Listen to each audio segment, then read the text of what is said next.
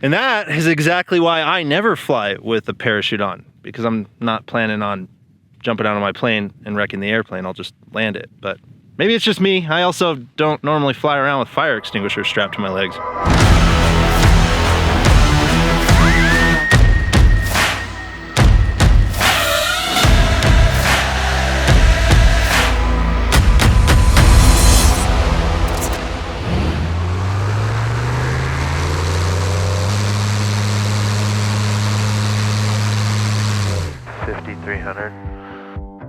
Alright guys, just I'm doing a full throttle run up to, I pulled the little pitch out of my prop because of these cold winter months and the thicker air wasn't making the RPM I wanted on takeoff, so I pulled 1 degree out. Might not have been enough, but probably be a good compromise, get me some cruise speed while still taking off the way I want. But actually, this is my first time flying this year in 2022. It's just been with weather. I had a head cold that turned out wasn't COVID. I don't know how I haven't gotten COVID at this point, but still haven't gotten it. But anyway, figured for the first time this year, I'd take you guys out along for the ride, and also we should probably address this thing with Trevor Jacob that is continuing to unfold. I know you guys probably saw my video where I did a little reaction, gave you guys my thoughts, but you guys had a lot of good comments. A lot of them are very justified and validated. So we're gonna address those here. Let's see what I get for only 5,400 on takeoff. Let's see how it climbs out. I'm out at 60 miles an hour. I'm turning 5,600. I can still pull a little more pitch out of there. 5,700.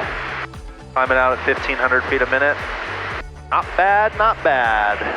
Feels smooth as can be. I did a good job matching the pitch on those things.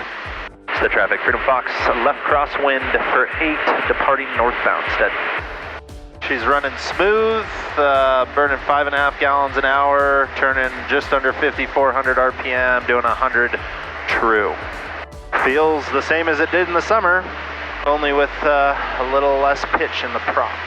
So that video I did reacting to Trevor Jacob's video, you know, it clearly was of interest to a lot of you guys, not only from the amount of views it got, but the amount of comments. I think there was like, at this point, there's well over 5,000 comments. So I wish I could say I read all of them. I just haven't been able to quite keep up, but a lot of them were recurring and a lot of them had a lot of merit. So I figured we should talk about these things. One thing I will say before we get into this is I haven't gone through and like verified anything. This is all gonna be just kind of like allegedly this happened, because I'm sure the FAA is gonna be looking into all of this, but let's just go through some of the stuff that I've heard or read or seen. Now, first off, before his accident, I guess Trevor Jacob or one of his tail numbers of his airplanes were seen circling over that same spot on FlightAware, but I believe FlightAware only shows it for like 48 hours or something. There was some reason that I couldn't find it. So again, this is just one of those things I heard, I didn't see, but someone was saying they saw that Trevor was actually circling over the crash site a couple days before the date of the actual accident. Another thing, actually a newspaper down in Santa Barbara reported on this, but I guess Trevor Jacob, after the accident, went out, airlifted the plane out. Supposedly, he basically cut the airplane up, threw it away before the authorities could see it. I don't know, turn that off, but I don't know what the legality is of that, because obviously the FAA clearly defines when an incident is an incident versus an accident. Because he wasn't even on board, it's like kind of this weird like gray area as far as whether it was an accident or incident, and as far as him protecting the evidence, the difference between an incident and an accident, I think, are the defining thing. But anyway, I'm not an aviation attorney, that's not on me, but it is freaking fishy that he went through, airlifted the helicopter out on his own dime, and then disposed of it without letting the authorities see it. Again, just yet another red flag. But let's see what else. I guess that aircraft had been listed a few months before on like Barnstormers as something like a parts airplane, so basically not in airworthy condition. And then there was people at the Lompoc airport, or Lompoc, that said that they had seen Trevor out there bolting this plane together, kind of frantically working on things, having some like visible issues with the airplane prior to this whole event.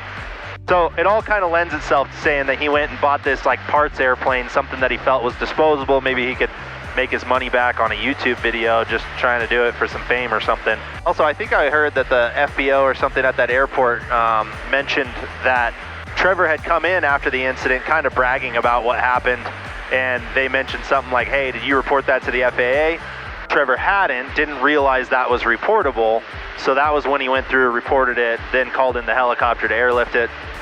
And I know, again, all this stuff is kind of through the grapevine. We're playing the telephone game, and this is how gossip started, but when there's this much that's a little bit fishy about this, you know, people aren't just making this up.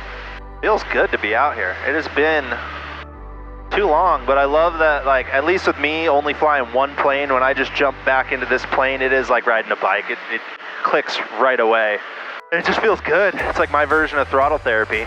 Okay, now the one big thing that I totally missed in my video that a few of you guys commented on and now has been posted by a bunch of other, not only like aviation influencers like Combat Learjet, but I think some other like news outlets have mentioned this as well, but it turns out Trevor was wearing fire extinguishers strapped to his legs when he jumped out, which again, like, come on, dude.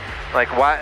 How are you going to explain that? And when I first saw it, I thought maybe it could have been like water bottles that he put on there, because I mean, obviously we're all kind of in agreement here that this was a stunt. This is not a true thing that happened. So I figured, oh, he probably put some water on his legs so that, you know, for this hike out that he had planned that he was going to try to dramatize. But in some of the photos, you can definitely see the top, the little regulator type valve on the top of the fire extinguisher. So he definitely had a fire extinguisher or two strapped to his legs. And the only thing I can think of, and this is probably why he flew his parachute back to the wreck, was so that he was ready to put out a small fire should there be one. And also going back to the fuel selector valve that we saw dangling in that thing. So obviously his right wing tank was not hooked up and it was not full, or it would have been spewing fuel into his cockpit. There wasn't any like plug or valve that we saw on that side. The valve part was hanging off.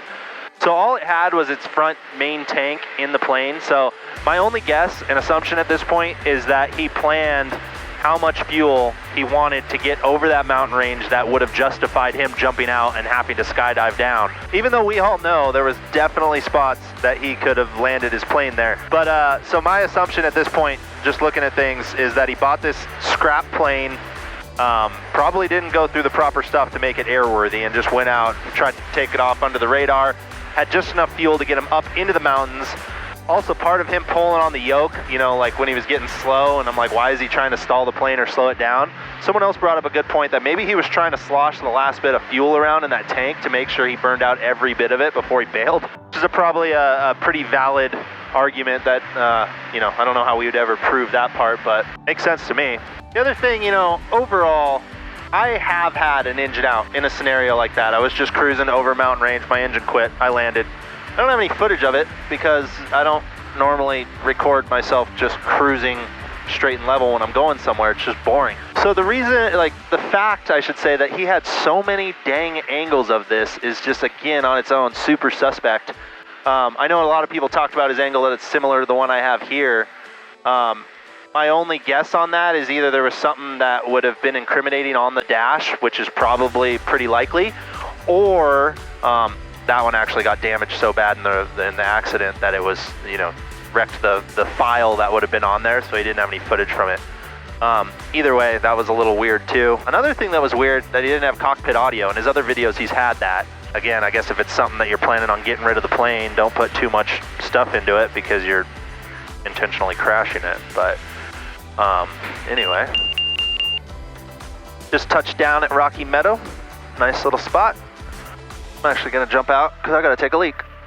Hey guys, welcome back to Rocky Meadow. It's a beautiful little spot. This is kind of like easy street for us because it's the good shake off the cobwebs, warm up. It's just enough consequence with a little rock cairn. It's a little uphill, no real go around, but it's like plenty long, so straightforward. You guys have seen it before. But yeah, this Trevor Jacob thing, it's still, I feel stupid that I in some way kind of got sucked into talking about it, but at the same time, I'm glad I did because I think it might have gotten even more eyes on it. And this is one that we all kind of do need to have a similar stance, or I hope we do, that that's not acceptable. So I'm glad that we all can be in agreement in that, you know. In this day and age in the world, it seems like it's pretty hard to find this many people on the same page. So I'm glad we're all on the same team on this one. But it just blows my mind. Again, this is under the assumption that it's all a stunt, which I'm assuming it is. I think we all are, but I guess until, you know, the FAA and the NTSB do their thing, I'll give him the benefit of the doubt in that respect. But at the same time, it was a stunt. I know he did that, but it blows my mind that he would go out of his way to wreck an airplane like that for something as stupid as like YouTube views. And for those of you that are watching that aren't that familiar with how, you know, monetization works on YouTube and things like that. Basically, when YouTube runs ads, like the bumper ads you see at the start of like my videos or the end of my videos, that kind of monetization is, you know, a part of how we as content creators make our money. It's not that much money though. So I think the average RPM, like revenue per milli, I think is what it is. Basically, how much money you make per 1,000 views is between $2 and $4. So if Trevor's video does make it up to 1 million views, which it probably will, it looks like it's pretty close to there, he's gonna make between like $2,000 and $4,000. Now, if I'm honest, I don't know what he paid for that Tailorcraft. Definitely more than that, but I don't even think that that money is gonna be enough to cover his lawyer fees for what he's about to get into. So from a financial aspect, it wasn't a very smart move on his part, and I don't know what he got for his little sponsor that he threw in there so like cringily.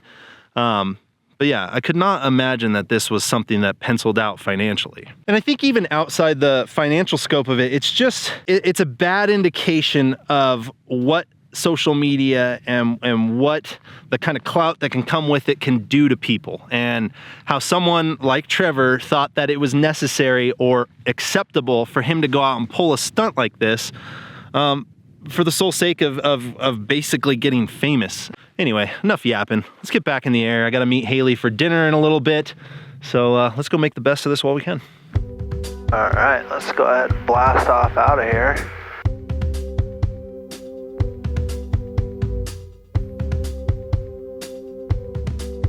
Whew. Let that jump launch me into the air.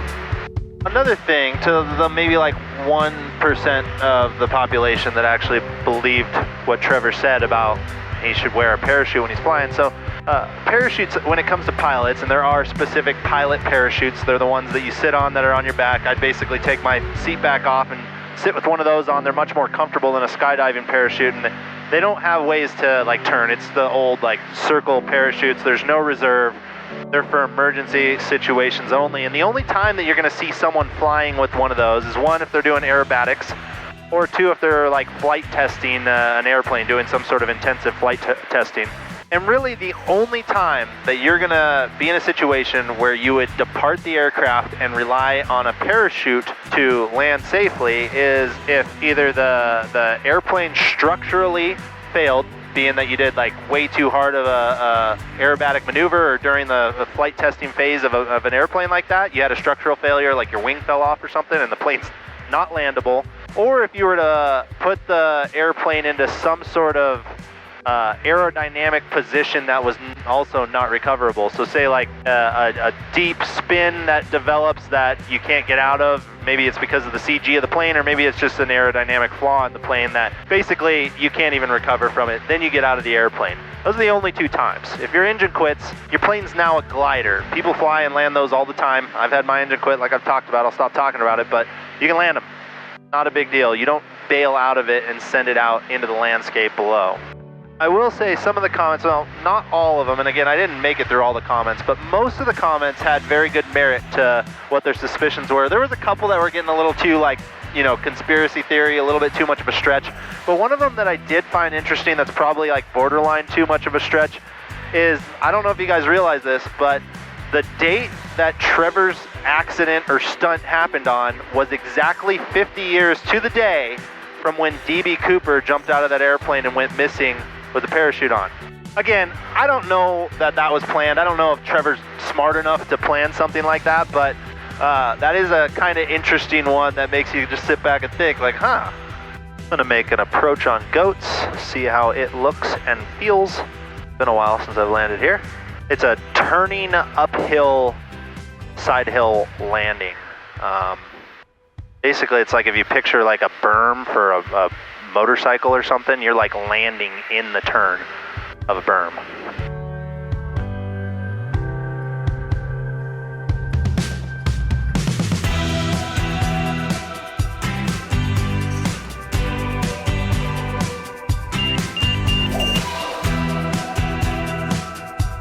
and just roll around the turn like that.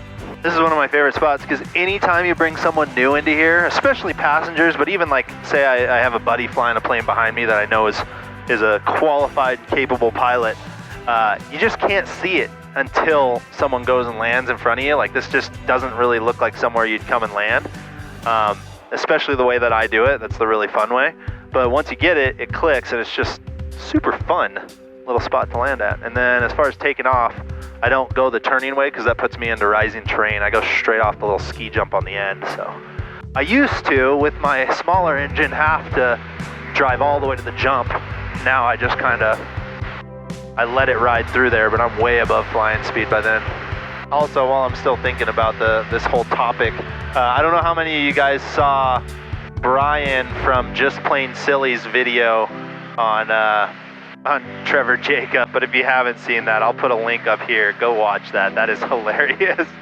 I'll go do some stalls. Starts beeping at 43 miles an hour. There's 41, 40, 39, 38, 37, 36, and she's buffeting. Hold her back. See if she wants to drop a wing on me. There she goes. I remember when I was first getting into flying, stalls terrified me, and especially like that one, slightly power on when you let it really develop. So if I'm power off, like, I'm just gonna be able to pull my stick back and this thing just kind of descends. Basically, my tail stalls before my wing. It doesn't have enough airflow over it. That's something to think about too when you have an engine out, is that you're not gonna have as much elevator effectiveness. So you will land a little faster without an engine than you will if you're used to doing like stall landings like we do where you have airflow. But even at idle, I tested this a while ago, but my plane will, it'll glide farther, and I have more elevator effectiveness in a simulated engine out than I do in a real engine out. Anyway, practice your stalls, makes you a better pilot, could save your life one day. Oh, for those of you guys that flight sim, I guess I haven't formally announced this, but we did, when I say we, Parallel 42 and myself, did model my plane and built it for the Microsoft Flight Simulator. So for those of you that do any simming or looking to get into flight simulating, you can fly this plane, and I promise you, it flies as close as we could get it to this plane within the constraints of the physics of Microsoft Flight Sim. It's this exact plane. So for anyone that's interested, I'll drop a link below. It's a fun little plane. And now you guys with the simulator can get out and do the exact same thing as me in the exact same plane as me. You know where I think I'm gonna land? I'm gonna go home and land at my house. I haven't done that in a little bit. This is still my favorite place to land. I think it's just because it's like, one, it's mine, but kind of a fun little approach. It's steeper than it looks, but it's like plenty long, plenty smooth. We'll see how muddy it is. Hopefully it's not flinging mud into my prop.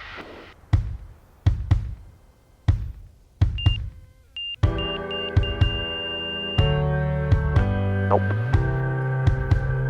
Hey babe. Bye babe.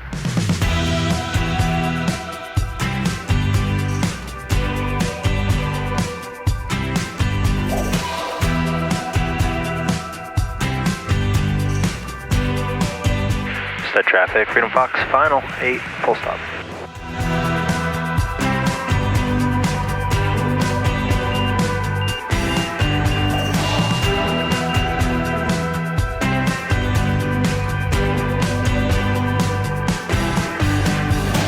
Alright guys, first flight of 2022 was a success. It was short, but fun. But it also looks like we have a lot more nice weather, at least in the next 2 weeks coming in. We're kind of sitting in this high pressure system. So that should mean more flying for me and hopefully a couple more videos. So anyway, before I wrap this out, I do want to say a huge shout out and thank you to my friends over at Squarespace for sponsoring this video. And I know you guys have heard me say it before, but Squarespace honestly is the best way to build a website and run your business. Anyone can do it, no experience necessary. You start with one of their award-winning templates, you craft it into your own beautifully crafted, professional-looking website that works on both desktop as well as mobile. And they have features for every industry, so whatever it is you're trying to do, whether it's an online store, personal blog, and a professional photo gallery, you're gonna be able to do that with Squarespace. And also, you can even buy your domain on Squarespace. So they really are the one-stop shop for everything websites. So if you haven't yet, head over to squarespace.com for a free trial. And when you're ready to purchase, make sure to use code Trent Palmer at checkout. That'll get you 10% off. Thank you again, Squarespace, for sponsoring this video. You gotta love the sound of a 180 taking off. And on that note, you guys know the drill. Like this video if you do, subscribe if you haven't, come be my wingman. We'll see you on the next one. Peace.